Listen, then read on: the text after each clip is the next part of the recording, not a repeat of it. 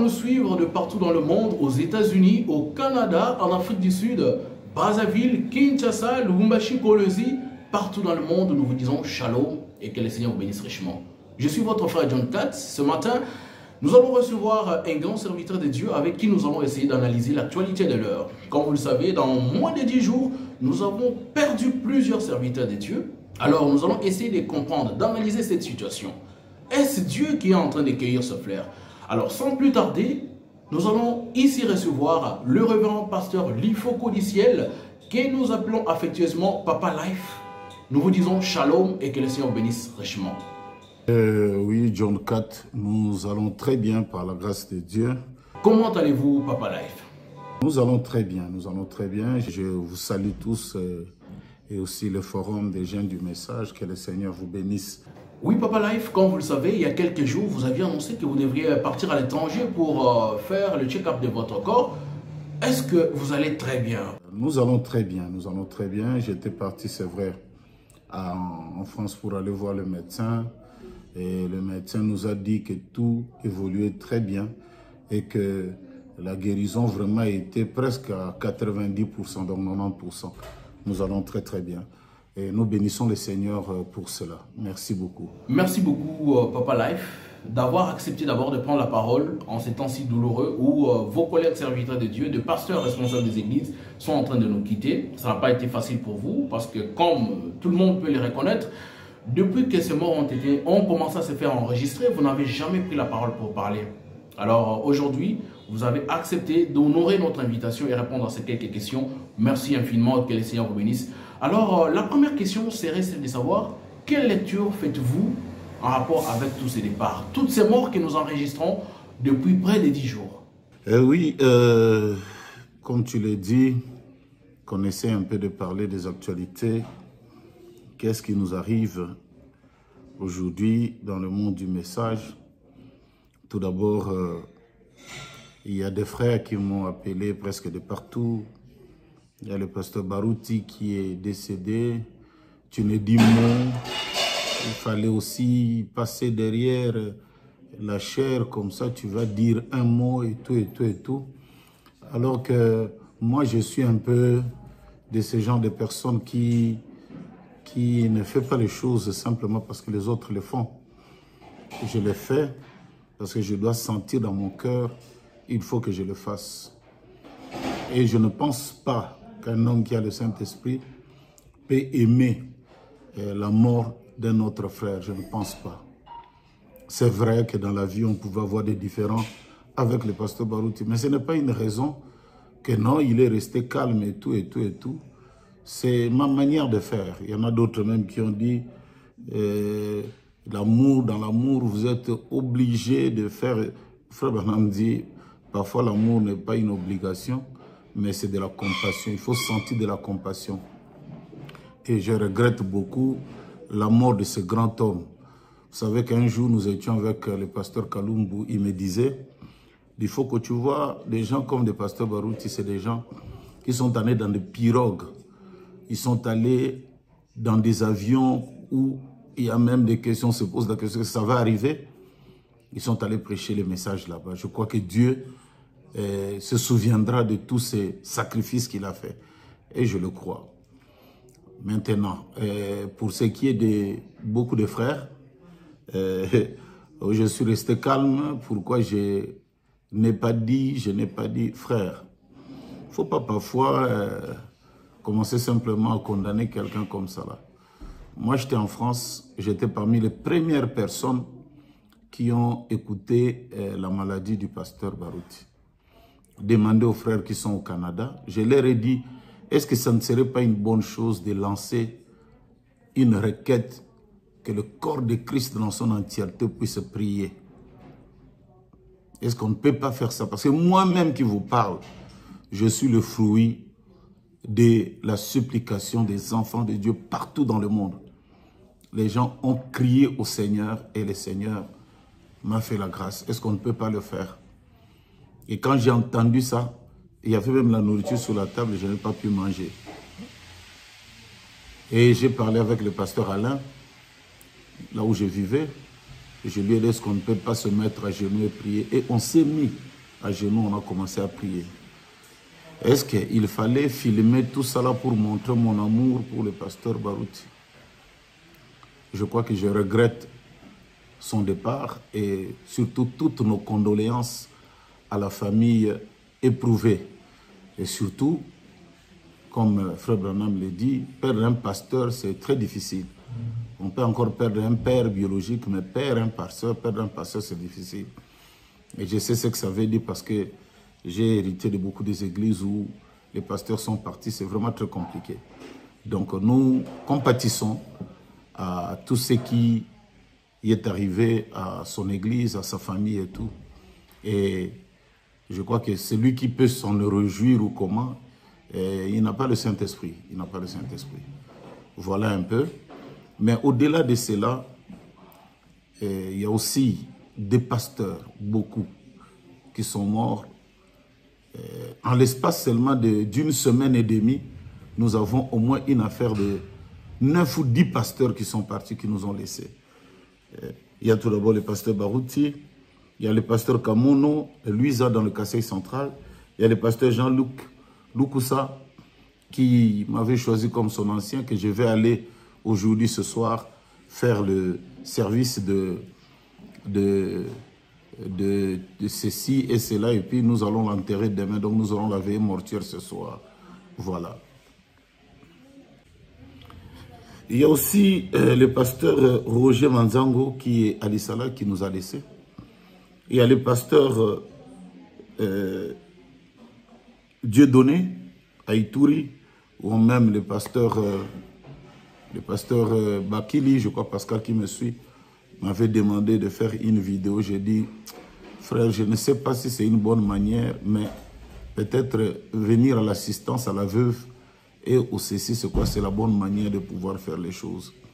Le pasteur ici, Pascal, qui est mon papa, s'en souviendra. Il y a aussi le pasteur Caleb, qu'on appelait Muntunzambi, qui nous a laissés. Il y a le pasteur Don Kalindula, qui nous a laissés, à Ituri toujours. Il y a le pasteur Yogo Monzedi, qui nous a laissés de Guémena. Et il y a même le pasteur Hussel, qui a laissé 5 enfants, qui nous a laissés. Et la liste est longue. Ça, c'est ce qu'on connaît des pasteurs. Mais il y a aussi des brebis qui sont en train de mourir. Donc, on ne comprend pas qu'est-ce qui se passe. On ne comprend pas qu'est-ce qui se passe.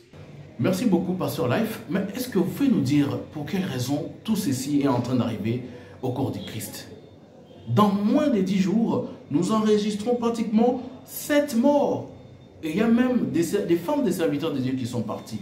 Pourquoi tout ceci nous arrive, Pasteur Life? N'est-ce pas peut-être la cause d'un péché quelque part et que Dieu serait en train de nettoyer la scène? Ou vous pensez que c'est naturel et que Dieu est en train peut-être de faire passer son message à l'épouse du temps de la fin? Est-ce que c'est un péché? Moi, non. Moi, je crois que Frère Branham l'a dit. La mort, la signification de la mort aujourd'hui par rapport au message, ce n'est plus un péché. Ce n'est pas un péché, la mort. Mais la mort, la lecture que nous avons aujourd'hui, c'est le départ. C'est le changement d'un temple à un autre. C'est le changement de corps. C'est aussi le repos. Ce qui a été une punition longtemps, aujourd'hui, c'est devenu le repos pour les enfants de Dieu. Donc, plutôt, ça doit nous interpeller dans le sens de ne pas dire est-ce qu'il y a les péchés, est-ce qu'il y a ceci, non. De dire, Seigneur, les chars d'Israël peuvent m'attraper à n'importe quel temps. Donc, apprends-moi à compter mes jours, apprends-moi à compter mes années. Je crois que c'est ça la lecture que je fais de toute cette situation qui nous arrive. Vous allez entendre tel pasteur, ça c'est ce que des leaders, c'est des gens que nous connaissons. Mais ce que nous ne connaissons pas, c'est des brebis. Et ça meurt en cascade et vous n'avez pas d'idée. Donc que Dieu nous aide à comprendre surtout les signes du temps et de nous préparer nous-mêmes aussi. Voilà un peu. Merci, Pasteur Life. Alors, dites-nous, en êtes-vous avec l'organisation des funérailles de Pasteur Jean-Luc Lukosa, qui est votre fils, bien sûr, dans le ministère? En parlant du pasteur Luc Lukosa, qui m'avait choisi comme son ancien, c'est quelque chose qui nous a beaucoup surpris parce que j'en parle personnellement parce que moi et lui, je vais vous envoyer les affiches. Nous avions la première réunion Aujourd'hui, je devais aller là-bas pour dormir et demain, campagne d'évangélisation. On a déjà trouvé les terrains, on a coupé l'herbe et tout et tout. Et aussi, la campagne d'évangélisation devait commencer samedi et dimanche. Le matin de lundi, il m'a envoyé une photo de la campagne, j'ai vu ça. Et on a essayé un peu de parler, je l'ai relancé pour lui demander, c'était déjà mis dans toute la ville et tout. Et après 45 minutes, c'est là qu'on m'appelle, non? Il est tombé dans l'eau et il n'est plus, il y a une pression de là où il travaille à Fungurume Mining, il n'était que Fungurume Mining qu'il a pris et il est tombé à l'intérieur. C'était très atroce. Les autres meurent parfois par des maladies, mais ça là, c'était très atroce comme mort. Mais c'est beaucoup plus la sérénité quand on a fait sortir son corps. Son visage est calme et serein, en train de rire. Donc quand j'ai été interpellé par son église, je suis allé, j'ai vu les enfants qui pleuraient, j'ai vu la maman, son épouse qui pleurait. C'est vraiment, comment le dire, c'est vraiment très pitoyable de vivre ce genre de choses en ce temps. Et donc aujourd'hui, il y aura la dernière veillée et demain samedi, nous allons l'enterrer. Et le reste, nous allons essayer de voir l'église et tout, et tout, et tout, et tout. Donc, encore une fois, John 4, ça n'a rien à voir avec le péché ou comment. Ça a été dit, cette chose qui est sortie d'une femme, elle a un commencement et elle aura une fin, cette chose ici, qui est d'ailleurs le fruit de l'incrédulité. Donc c'est un peu ça là. Assimiler les autres que Dieu est en train de les frapper, oh Dieu fait ceci, non. Mais le jour où ça va aussi t'arriver, qu'est-ce que tu vas devenir? Qu'est-ce que tu vas devenir? Qu'est-ce que nous allons dire? Donc je crois que la mort, comme disait Frère Branham, il y a un prédicateur qui prêchait, qui disait que nous n'allons pas mourir du tout, nous tous, nous n'allons pas. Donc il prêchait, je crois, les baptêmes, oh non, nous n'allons pas mourir. Frère Branham dit c'est faux, et archi faux. C'est vraiment faux ce que ce monsieur-là était en train de dire. C'était faux. Nous tous, nous allons passer. Moi-même, j'ai failli passer. Et j'ai vu, mais grâce à la prière des saints et de tout, le Seigneur a trouvé encore, ce n'est pas encore le moment. Pour le reste, les autres pasteurs, hommes de Dieu, le Seigneur a trouvé que c'était le moment. Et ils sont partis. Que Dieu, comme chantait le poète, si tu entres là-bas avant mon arrivée, dis à tous mes amis que moi aussi, je viendrai. Je viendrai. Voilà, que le Seigneur vous bénisse richement. Et au reste des choses, je crois qu'on en parlera. Le temps n'est pas à parler, à accuser les uns les autres de ceci et de cela et tout, mais on prend notre temps. Moi, j'avais dit aux frères que je le ferai en son temps. Je le ferai en son temps pour souhaiter les condoléances à toutes ces familles.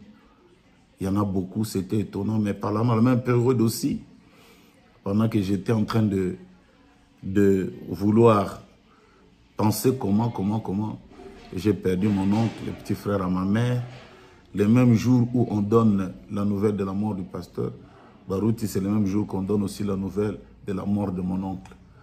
Et comme les autres disaient, non, il faut seulement donc... Non, mon frère. Vous savez, parfois quand la chose t'arrive, on est calme, on est en train de penser tout.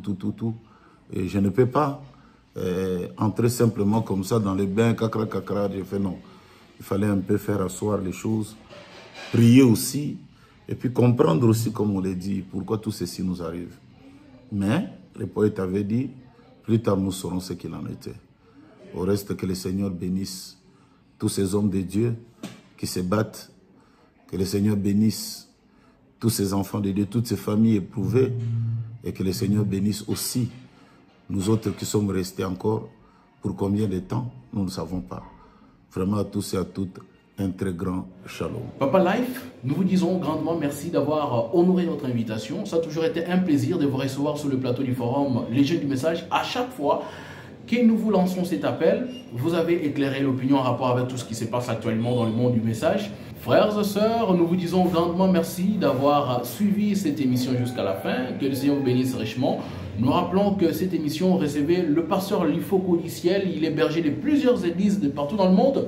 Alors, nous vous donnons rendez-vous prochainement dans les cadres de nos émissions du forum Les Jeunes du Message. Je rappelle à la présentation, c'était votre frère John Cat. Bye et à la prochaine.